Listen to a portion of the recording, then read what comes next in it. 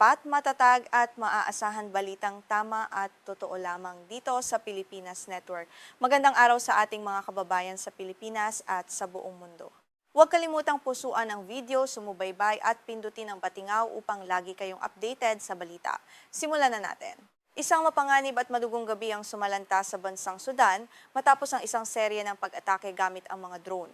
Batay sa pinakahuling ulat mula sa mga opisyal ng kalusugan, hindi bababa sa 15 katao ang kumpirmadong nasawi habang 12 desenang iba pa ang sugatan sa gitnang rehiyon ng bansa. Ang pag-ataking ito ay isinagawa ng mga puwersang paramilitar na lalong nagpaigting sa takot ng mga mamamayan sa gitna ng nagpapatuloy na digmaan. Naganap ang marahas na pambobomba sa magdamag kung saan muling nasaksihan ang lumalalang paggamit ng mga unmanned aircraft o drone sa labanang ito na tumatagal na ng mahigit 3 taon. Ang teknolohiyang ito ay mabilis na naging isa sa pinakamamatay tao na sandata sa bansa. Ayon sa mga eksperto, ang paggamit ng mga drone ay nagpapakita ng bagong yugto ng digmaan na nagdudulot ng mas malaking pinsala sa mga inosenteng sibilyan.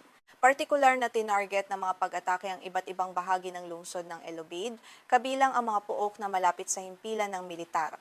2 opisyal mula sa El Obeid Hospital ang nagkumpirma na doon dinala ang mga labi ng mga nasawi, pati na rin ang mga sugatan.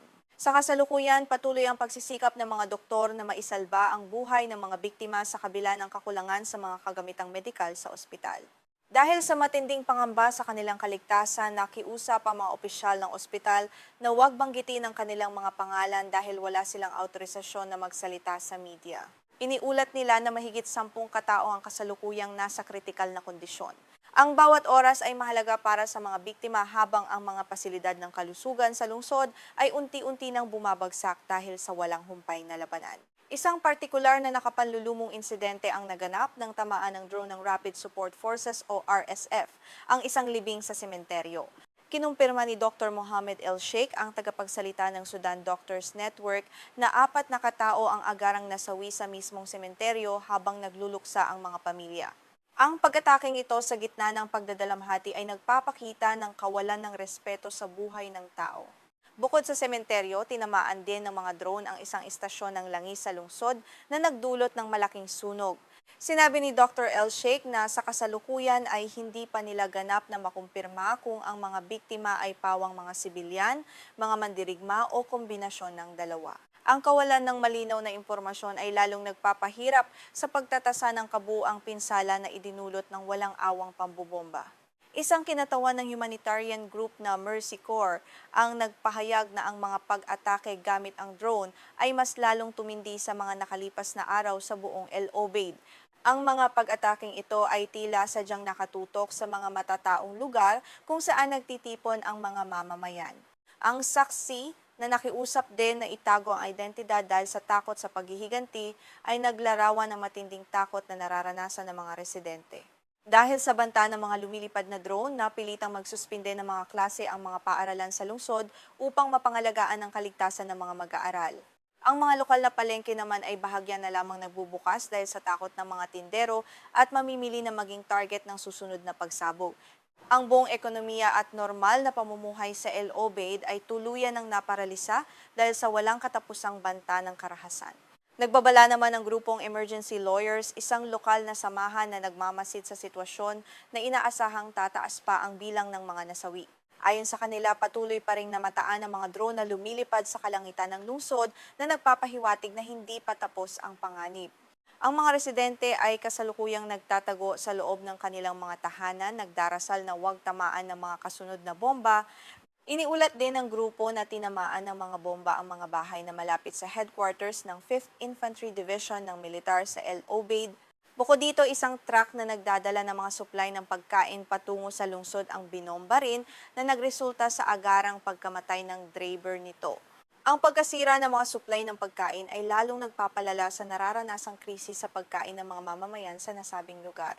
Sa isang pahayag, kinondena ng emergency lawyers ang seryeng ito ng mga pag-atake. Sinabi nila na malinaw na ipinapakita nito ang isang malawak na pattern ng sadyang pag-target sa mga pagtitipon ng sibilyan, mga kapitbahayan at mga kritikal na infrastruktura. Ang mas masakit pa rito maging ang mga operasyon ng pagsagip at mga seremonya ng libing ay hindi pinapatawad ng mga walang pakundangang pag-atake ng mga drone. Upang mas maunawaan ang krisis na ito, balikan natin kung paano nagsimula ang digmaan sa Sudan noong Abril ng taong 2023. Ito ay sumiklab matapos ang matagal ng tensyon sa pagitan ng opisyal ng hukbo ng bansa at ng paramilitar na Rapid Support Forces o RSF. Ang hidwaan ay mabilis na lumala mula sa isang simpleng alitan tungkol sa kapangyarihan tungo sa isang malawakang digmaang sibil.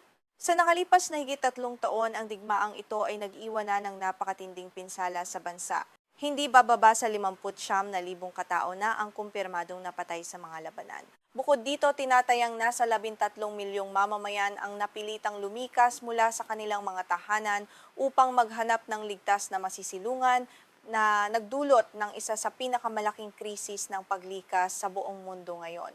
Ang hidwaan ay nagtulak din sa maraming bahagi ng Sudan sa bingit ng matinding taggutom. Sa kasalukuyan, higit sa 30 milyong katao ang nangangailangan ng agarang tulong makatao upang mabuhay. Ang kakulangan sa pagkain, malinis na tubig at gamot ay patuloy na kumikitil ng buhay ng mga bata at matatanda araw-araw, habang ang mga tulong mula sa ibang bansa ay nahihirapan ding makapasok dahil sa mga labanan. Sa usaping militar, kontrolado ng hukbong Sudanese ang Hilaga, Silangan at gitnang mga rehiyon ng bansa. Kasama sa kanilang hawak ang mga estratehikong daungan sa Red Sea, pati na rin ang mga pasilidad ng langis at mga pipeline. Ang kontrol na ito ay nagbibigay sa kanila ng bentahe sa ekonomiya, ngunit hindi ito sapat upang ganap na mapatigil ang mga pag-atake ng mga rebeldeng puwersa sa iba pang bahagi ng bansa. Sa kabilang banda, ang RSF at ang kanilang mga kaalyado ang may kontrol sa rehiyon ng Darfur at ilang bahagi ng Kordofan na matatagpuan sa hangganan ng South Sudan. Ang mga rehiyong ito ay kilala sa pagkakaroon ng mayayamang minahan ng ginto at mga malalaking imbakan ng langis. Ang kontrol sa mga likas na yamang ito ang nagbibigay sa kanila ng pondo upang patuloy na makabili ng mga makabagong armas at drone. Ayon sa mga eksperto sa militar, ang digmaang drone ay naging pinakamalaking banta sa buhay ng mga sibilyan sa Sudan. Ang nakababahala pa rito, kapwa ang opisyal na hukbo at ang RSF ay patuloy na pinapadalhan ng mga makabagong drone ng iba't ibang bansa mula sa Middle East at iba pang panig ng mundo. Ang pakikialam na ito ng mga dayuhang puwersa ay lalong nagpapahaba at nagpapalubha sa pagdurusa ng mga mamamayan. Ang biglaang pagtaas ng mga pag-atake gamit ang drone sa rehiyon ng Kordofan ay nagdulot din ng matinding sagabal sa mga operasyon ng pagtulong. Sinabi ng mga humanitarian workers na halos hindi na nila magampanan ang kanilang tungkulin dahil sa panganib na sila ay mabaril o mabomba habang naglalakbay. Ang kawalan ng ligtas na daanan ay nagkakait sa milyon-milyong nagugutom na mamamayan ng pagkain at gamot. Sa kabila ng mga panawagan ng United Nations at ng iba't ibang bansa para sa isang makataong tigil putukan, patuloy na nabibigo ang mga diplomatikong pagsisikap. Ang digmaan sa Sudan ay tila nakalimutan na ng internasyonal na komunidad dahil sa iba pang mga pandaigdigang krisis. Ngunit para sa mga mamamayan ng Sudan, ang bawat araw ay nananatiling isang labanan para sa kaligtasan laban sa mga bomba mula sa langit. Sa pagtatapos ng ulat na ito, muling nananawagan ng mga lokal na leader at mga hard organisasyon para sa agarang pansin ng buong mundo sa nagaganap na trahedya sa Sudan. Ang pagkamatay ng 15 katao sa El Obeid ay isa lamang sa maraming kwento ng pagdurusa na dapat matuldukan. Ako si Juan de la Cruz, nag-uulat para sa Balitang Pandaigdig, patuloy na magbabantay sa mga mahahalagang balita sa iba't ibang panig ng mundo.